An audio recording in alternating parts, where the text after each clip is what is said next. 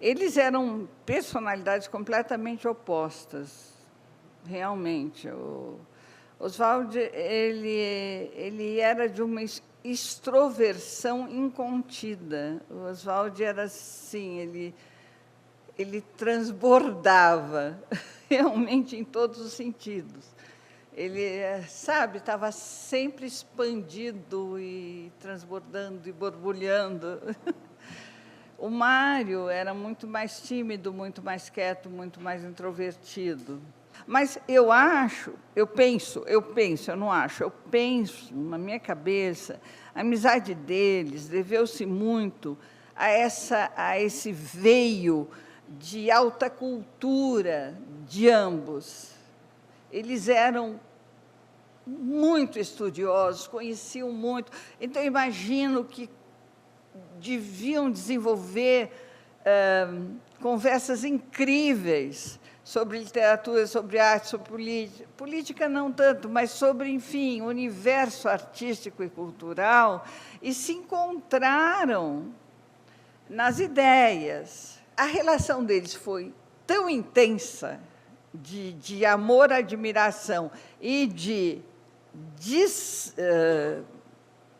como se diz, de desencontros, que, quando houve a ruptura, em 1929, era esperado, e é até surpreendente que não tivesse acontecido antes, porque eram tão diferentes nas crenças, nas maneiras de ser, e, ao mesmo tempo, se adoravam. Eles tinham um grupo, o Grupo dos Cinco, e eles se divertiam muito juntos, conversavam, trocavam o tempo todo.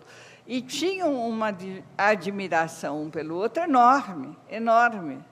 Meu pai achava o Mário o grande poeta, o grande escritor, Macunaíma o livro essencial do modernismo e da literatura brasileira, e o Oswald e o Mário, por sua vez, inúmeras vezes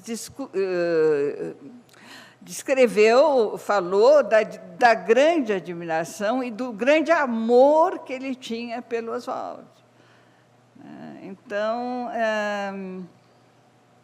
é bastante complicado. A ruptura se deu por uma carta do Mário. O Mário escreveu, mas o Oswald tinha aprontado alguma, que exatamente qual eu não sei. Mas o Mário escreve, isso é público, escreve para... Meu pai estava com a Tarsila, em Paris, e o Mário escreve dizendo que não vai ter volta. Enfim, é uma carta até muito bonita, muito bem escrita, linda, mas que ele fala para a Tarsila, desta vez não vai... Passou um vendaval e a enorme árvore que nós plantamos foi derrubada. E, realmente, meu pai, isso existem inúmeros testemunhos. O Oswald tentou inúmeras vezes se reconciliar com o Mário, e o Mário não aceitou.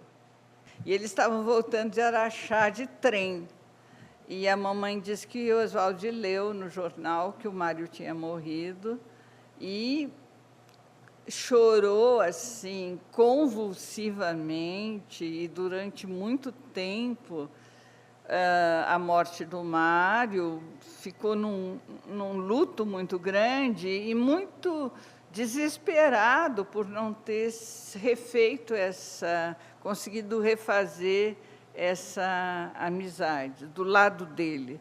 Do lado do Mário, o que me contam, não sei a verdade, mas me contam que o Mário sempre falou que o que o Oswald tinha feito era imperdoável. Marília de Andrade ou Antonieta Marília de Oswald de Andrade,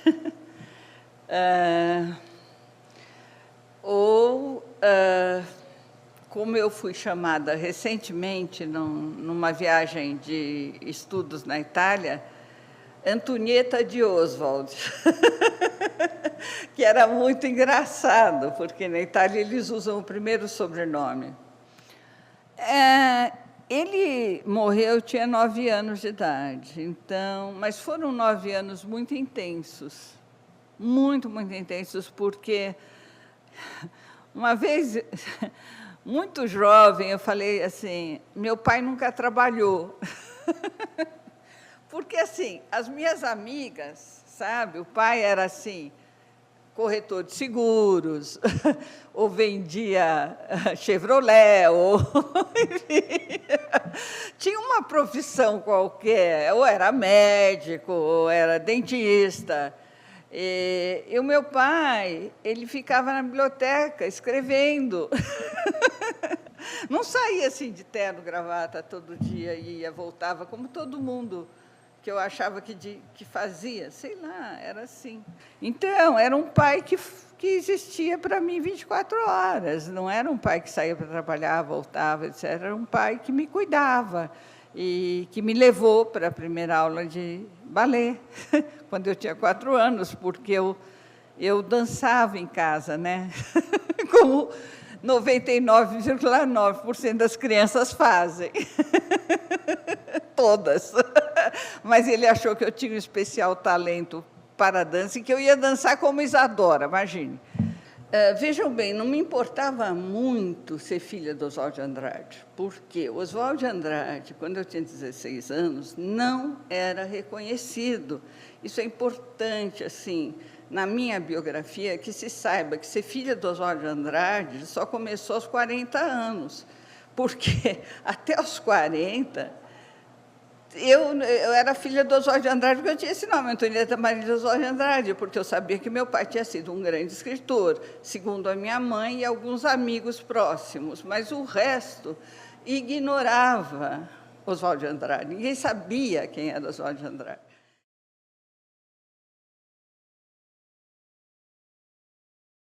E, um belo dia, o reitor me chamou e falou, olha, estamos implantando o Instituto de Artes, e você vai implantar o curso de dança. Eu falei, me, myself? Ele disse, eu tinha feito um espetáculo com pessoas que não dançavam. Eu fiz Pedro e o Lobo, com orquestra e narrador. E o reitor tinha assistido e adorado. E ele falou, você, you yourself, você vai fundar o curso de dança. Por caminhos assim, sabe, por portas que se abriram, outras que se fecharam, eu fui parar nessa situação de criar um curso. E aí, o primeiro pensamento tem que ser dança prática, tem que ser dança. Mas esse é o caminho do Instituto de Artes como um todo. É música, música, pintura, pintura, cinema, cinema. Não é sobre, tá? É a arte, a prática da arte. Mas tem que ter pesquisa, porque eu vinha desse veio em que, se você não pesquisa, você também não acha nada de novo, né? Você também não anda para frente. Para mim, era assim. Não tinha outro caminho. Repetir... Eu já tinha abandonado a dança clássica. A repetição era insuportável, sabe? A cópia era insuportável. Então, como é que eu podia falar, bom, aqui tem o currículo da Universidade da Bahia, eu vou copiar e vou fazer o curso de dança da Unicamp. Mas eu disse, mas esse currículo aqui da Bahia não me serve. A mim, muito egoisticamente. Não é o que eu quero, eu acho diferente. E fiz um grupo, juntei um grupo e propus a esse grupo, então, vamos lá, vamos pensar o que seria um curso de dança, como a gente imagina que deveria ser. E acreditem ou não, Foi o primeiro curso do Brasil a ter danças brasileiras e foi o primeiro curso do Brasil a ter capoeira. Porque dizem que eu inventei danças brasileiras no currículo da dança no Brasil. Gente, eu não inventei isso, eu pensei. Não foi bem propriamente uma grande invenção, foi pensar assim, bom, nós estamos aqui fazendo um curso de dança no Brasil, parará. Bem, é importante dar uma olhada nas danças brasileiras. E que tal se a gente pusesse no currículo danças brasileiras? E capoeira? Puxa, capoeira é uma luta, porque eu estava muito interessada nas artes orientais, Kung Fu, sabe, Tai Chuan. E aí eu pensei, mas espera aí, tem que ter capoeira. Mas eu falava para os meus alunos, costumava falar, pensem, pensem. A minha ideia é que os bailarinos, os dançarinos, os professores de dança seriam todos pesquisadores, grandes pesquisadores da dança. Durante os anos que eu fiquei lá e que eu participei, eu insisti muito nisso, né? Saiam por aí buscando, saiam por aí de olhos abertos, saiam por aí buscando dentro de si e fora de si, porque o mundo não está todo dentro de você, o mundo está dentro de você, mas está fora de você. E se você não tiver contato com o que está fora de você, você está dentro da sua própria cabeça, e isso não interessa muito, porque a dança é linguagem, e linguagem comunica, e comunicação implica em que você, pelo menos, saiba o que está ao seu redor, né?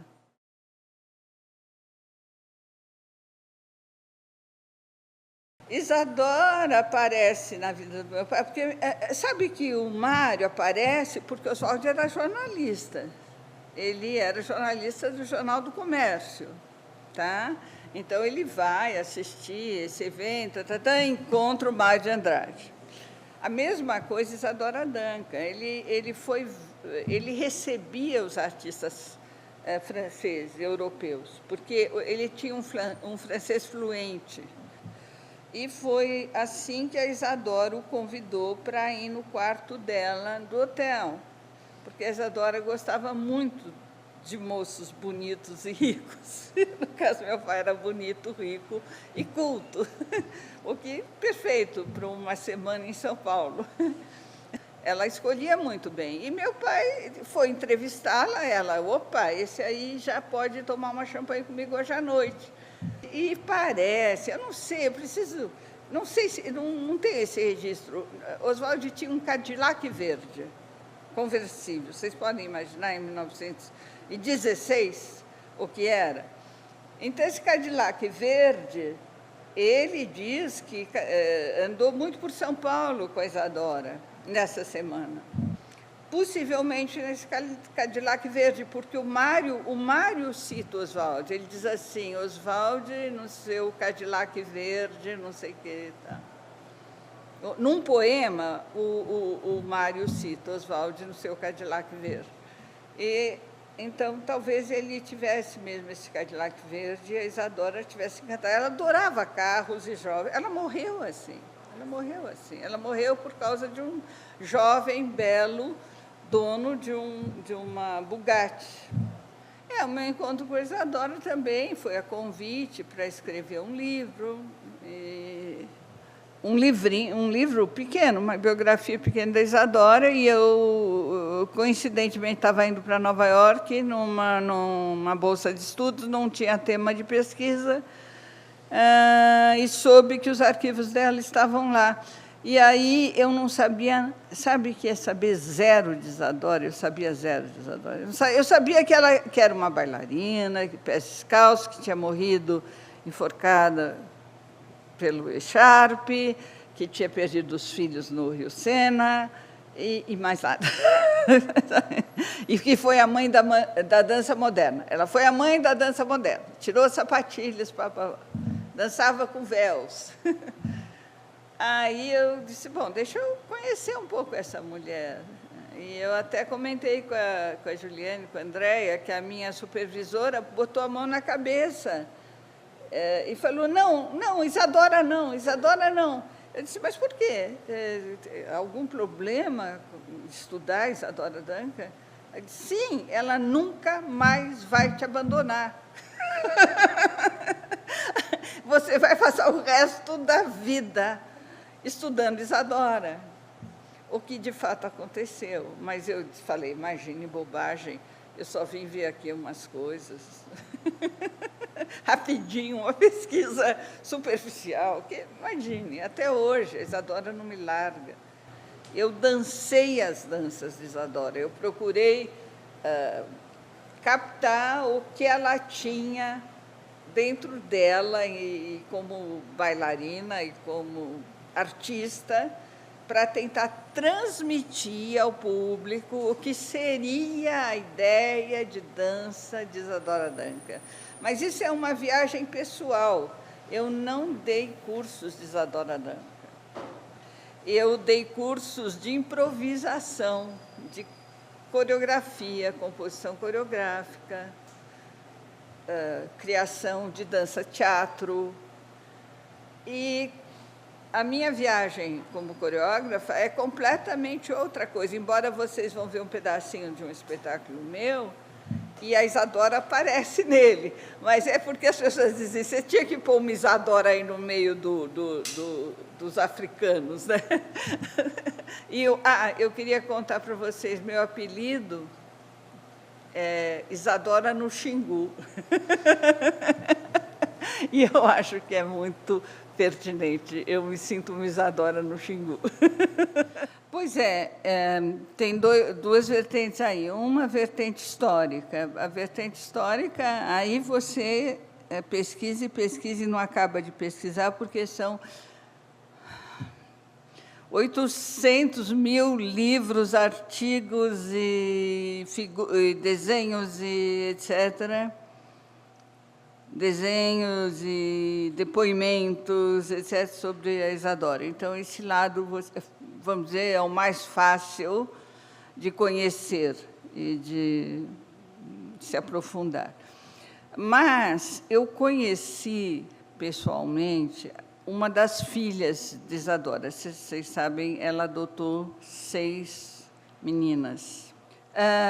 Essas, eu conheci a última delas, a última a falecer, que foi a Marie-Thérèse Duncan. E conheci também por acaso, me disseram se eu queria conhecer a filha de Isadora, eu nem sabia que ela tinha adotado meninas, muito menos que existia uma viva. Ela tinha 88 anos. E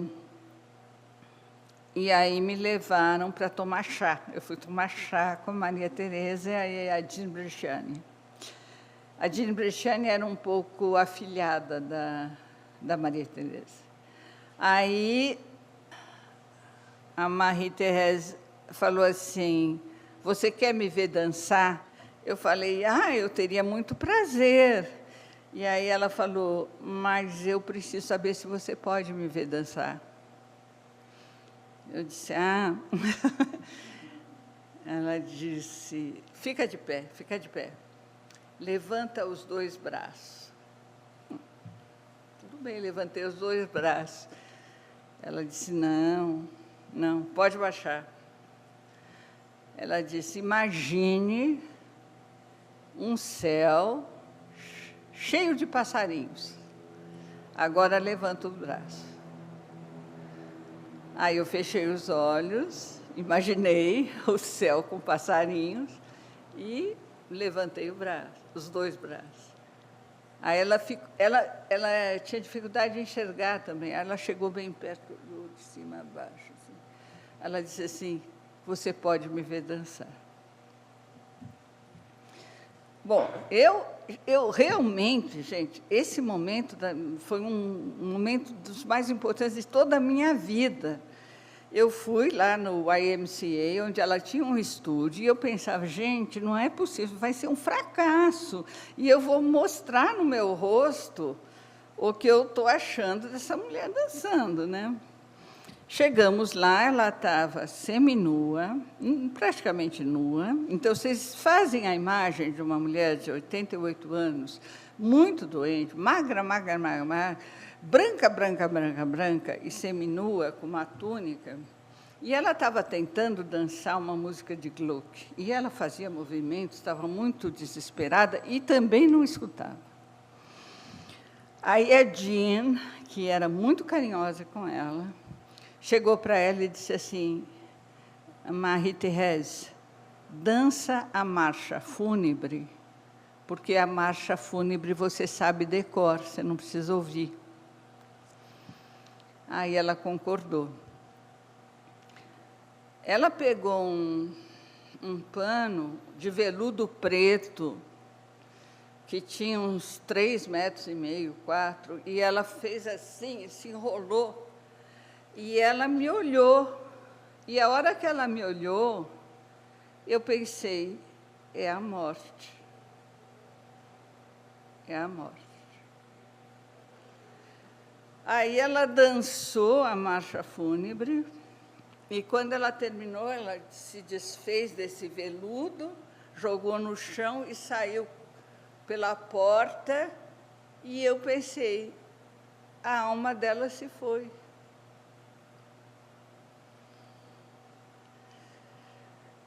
E, nesse momento, eu disse, nunca mais eu quero dançar outra coisa que não seja Isadora Duncan. Porque o que Isadora diz é que ela queria dançar a vida. Literalmente, eu quero dançar a vida. É o contrário de dançando no meu túmulo. Eu quero dançar a vida. E a minha vida, sim, eu usei os passos codificados de Isadora, sem dúvida nenhuma. Mas a minha maneira, da minha maneira de ser, do meu profundo eu, que eu tentava, não danço mais, mas tentava trazer à tona, por exemplo, numa coreografia em que ela dança a morte dos 2 filhos. Essa experiência que foi dela, que ela fez a coreografia Mãe, meu Deus, o que eu tentava é resgatar o sentimento de uma mãe que perdeu 2 filhos pequenos, né? Então, o simples gesto de baixar os braços e baixar a cabeça, eu não preciso ter visto a Isadora fazer isso. Então, o que eu resgato de Isadora, e nisso realmente eu não sou muito aceita, porque eu não estou resgatando se olha para a direita, para a esquerda, eu sei que são 3 passos, mas às vezes eu dou 4, porque, sei lá, a música me pede mais. Puxa vida, o que ela estava falando em 1905, hoje em dia, 2017, faz o maior sentido.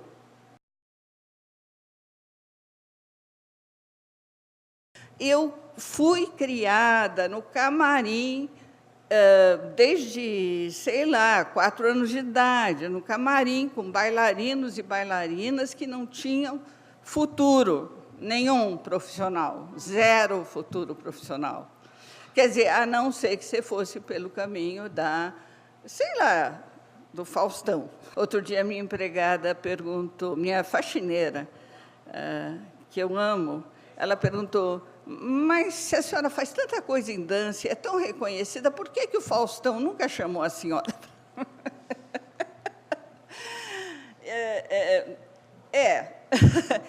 Até hoje, até hoje. Então, acho que isso tem a ver, no fim, com por que eu criei o curso de dança.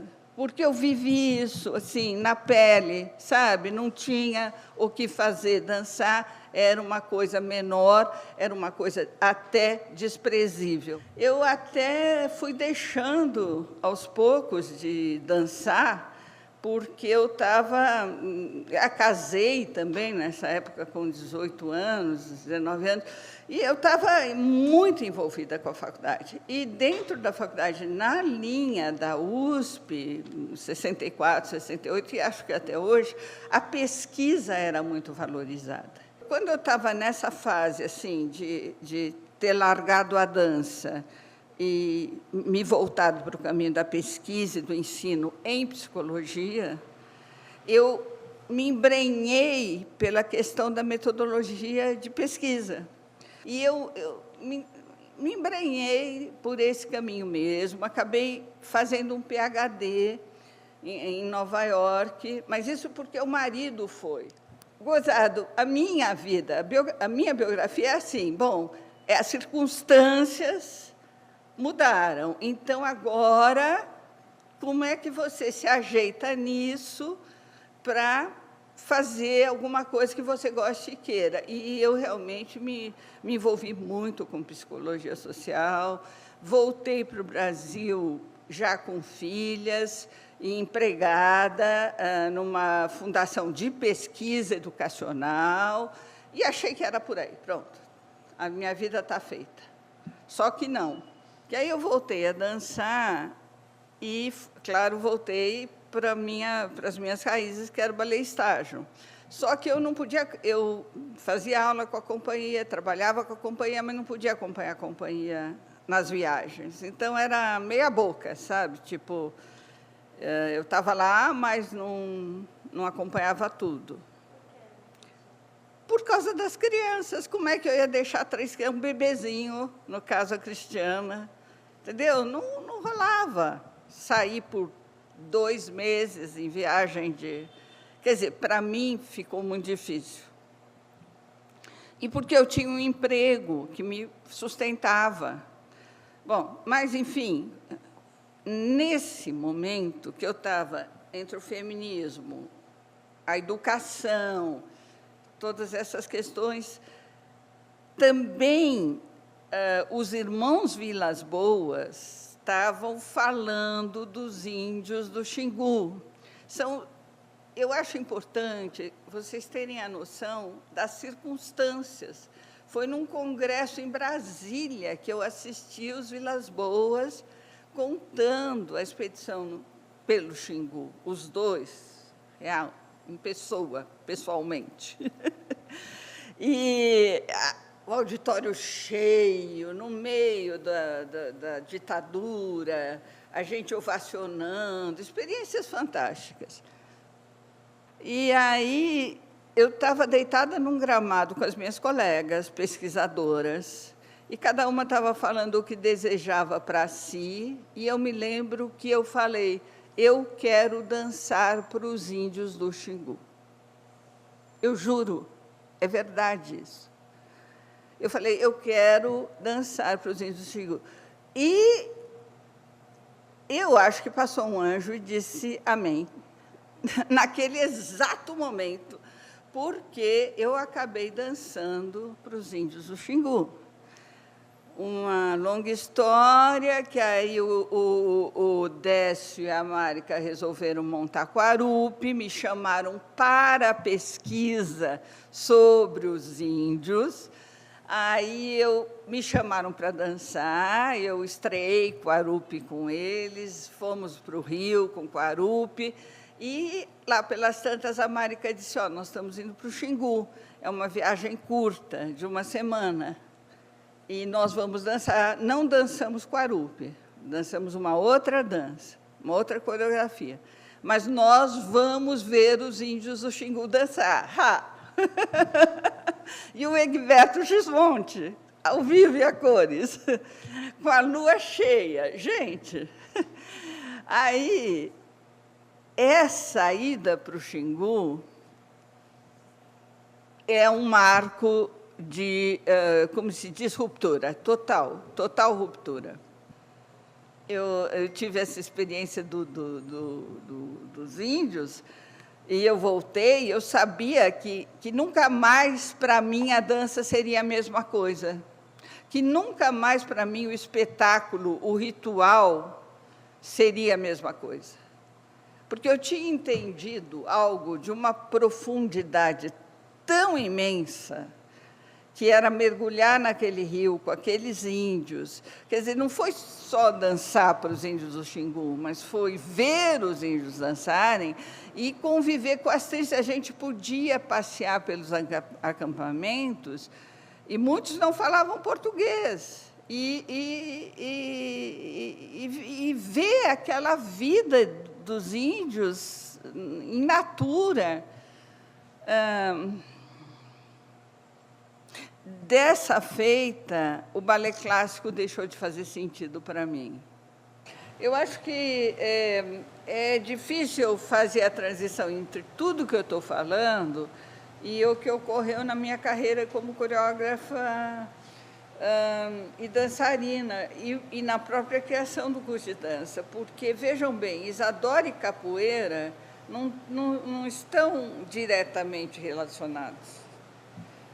E quando eu comecei a coreografar, eu fui muito por esse caminho de exploração, não só dos corpos dos meus alunos, como também